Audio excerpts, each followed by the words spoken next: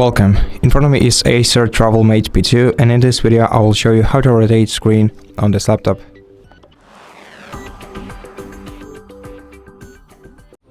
To do it, you have to open the Start menu, then go to Settings, then in Settings select System, then in System Settings go to Display, and here scroll down to Display Orientation section.